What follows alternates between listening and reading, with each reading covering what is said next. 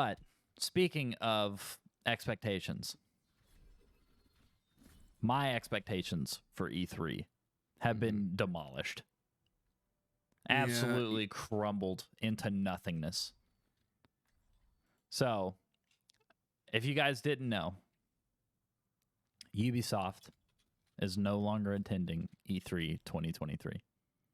And once again, I hate this. I absolutely hate that this is the way they're doing this stuff now. So instead of E3, they're going to do their own event in June. This big celebration of games, which would, dude, I'm honestly, I think I've hated every like Ubi Forward event that they've done. Yeah, they've all been bad. I did like the Assassin's Creed event Showcase. Yeah, the showcase was cool. But yeah, Ubisoft Forward, they've absolutely disappointed me every single time. I hate Where's my I Splinter Cell game, Ubisoft? well, you got your screenshots and they said stop asking.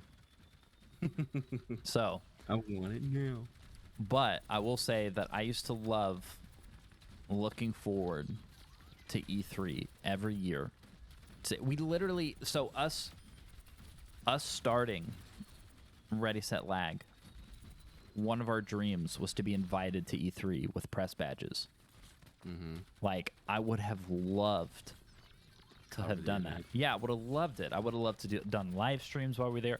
I grew up watching G4 TV do E3 live streams. Like that's what I watched.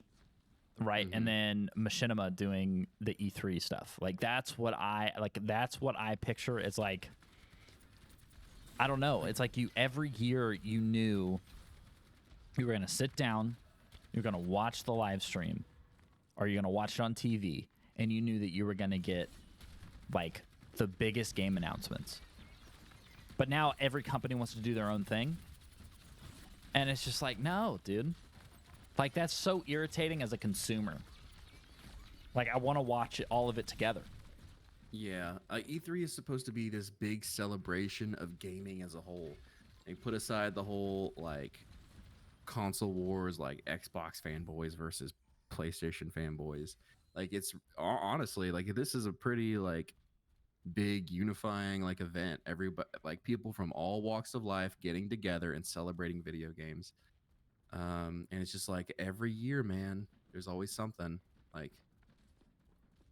Yeah, and I didn't know, which I think we've talked about this before, but I didn't know that the company who's running E3 now is the same people who do PAX and the Star Wars Celebration. Oh, really? Yeah, it's the same group. So yeah, I mean, it sucks.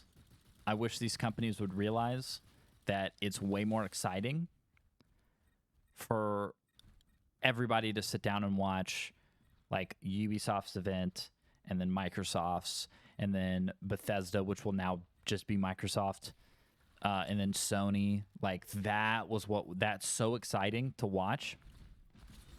But now they want to do like the only ones that I know that's ever done like really, really nice showcases has been Sony. Like, and it not like their little quick showcases they do now, but like an actual, like, I think it was when they did Ghost of Tsushima. Like when they announced that, that was awesome. They had the flute player come out. Yeah, like everybody realize that we want E3, right? Yeah, like, it's way cooler. How many times have you like done that? Well, honestly, both of us, we sit down and we watch like an event going on held by like separate kind of like Ubisoft or whatever. Like they have their own little event, and we sit there, and then it ends, and you and I both are like, "Is that it?" Yeah. Like every time. It's like we're gonna watch this next Ubisoft event, and it's gonna show like the Sam Fisher's goggles turn on, and then it's gonna be like Sam Fisher in Just Dance. Yeah. It's like, Jesus, dude, how out of touch are you? Oh my god. Like that, and Ubisoft, and once again we've talked about this before. Ubisoft used to literally be my favorite game studio. Mm-hmm. Like Assassin's Creed, Far Splinter Cry, yeah, Cell. Far Cry, Assassin's Creed, Splinter Cell, like just all of the best games. And now just how far they've fallen. It's so sad. Maybe they'll announce Skull and Bones has been delayed again. Who knows? For the 7th time. Yeah. That'll be interesting to see again. Yeah, honestly, they probably saw the reaction of how everyone like felt about like the most recent reveal of it, and they're just like, "Oh, geez, We'll skip this one. let's push it back a little bit." Yeah, like the whole hub area, and there's like no land battles. Like, bleh. Ubisoft should honestly they should know better at this point. They should, but they don't. So I don't know. Hopefully, with the new Splinter Cell right around a corner. I don't know if it's the next one. It's not the next corner. It's not the next one. It's around a corner. But yeah, that's coming up in the future. We got Assassin's Creed Mirage, which is going back to the Assassin's Creed roots, which I'm honestly looking forward to. You've got Skull and Bones, which is in like another city and another building, not even around a corner. Being developed in some other dimension right now. Yeah. So I mean, I don't know, man. I am excited about Mirage. I am. This honestly, dude, I feel like if they mess up Splinter Cell, then that's just kind of it.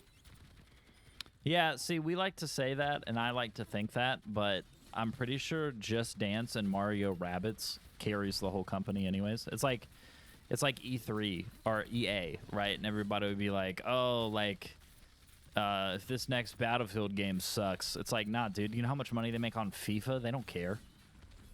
Like, honestly, yeah, like the amount of people that just defend their actions, like that kind of garbage is ridiculous. We heard you guys wanted Splinter Cell, so he's getting his own mobile game.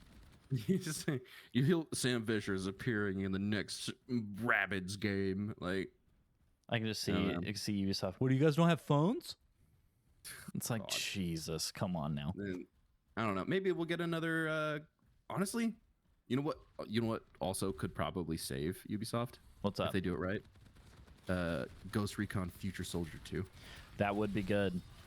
Mm-hmm. I did love Future Soldier. Or a remake of the first one. Like, Future Soldier was a banger, dude. That was a hidden gem. I don't know actually if that was hidden. Was that like really well received? I think it was. I mean, I could look it up real quick here. I think it was well received. I loved that game. I had it on PS3. I did enjoy that game.